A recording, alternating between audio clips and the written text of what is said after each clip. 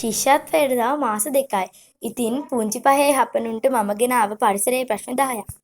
පළවෙනි ප්‍රශ්නය සමාන පෙති ගණනක් ඇති මල් වර්ග දෙක වන්නේ 1. වදමල රත්මල 2. ඇහැල ඉද්ද 3. නාමල අරලිය මල. පිළිතුර 2. ඇහැල ඉද්ද. දෙවැනි ප්‍රශ්නය මලක ගෙඩියක් බවට වර්ධනය වන කොටස ඇත්තේ මල් පෙති වලට 1. ඉහළින් 2. පහළින් 3. මල් පෙති මැදය.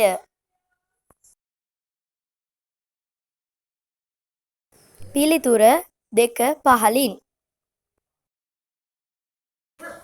තුන්වෙනි ප්‍රශ්නය ශ්‍රී ලංකාවේ උසම කන්ද වන්නේ 1.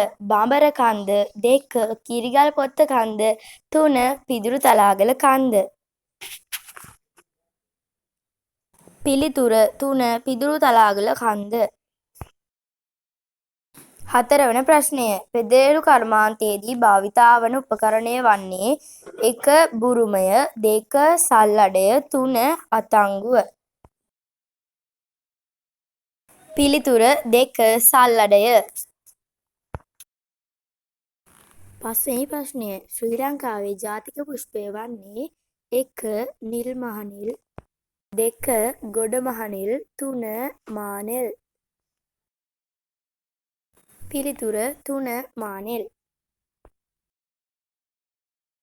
හයවෙනි ප්‍රශ්නය ජල වාෂ්ප වලින් තම්බා ගන්නා ආහාරයකි 1. පිට්ටු 2. බත් 3. ලුණු දෙහි. පිළිතුර 1. පිට්ටු.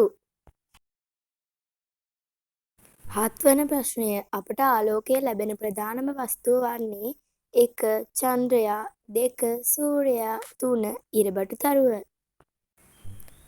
පිළිතුර 2. සූර්යයා.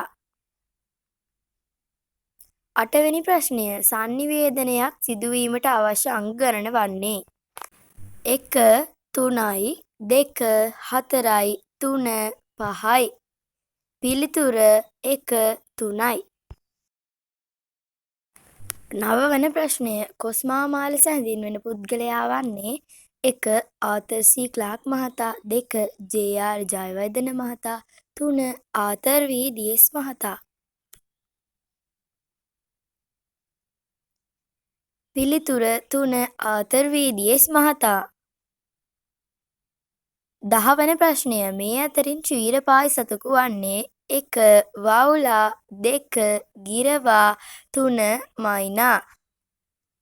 පිළිතුර 1. වවුලා. ඉතින් මේ ප්‍රශ්න වලින් ඔයා හරියට උත්තර දුන්න ප්‍රශ්න ගාන මට කමෙන්ට් කරන්න. මේ වගේ දේවල් ඔයාලා දැනගන්න ඕනි නම් මගේ channel එක subscribe කරලා තියාගන්න.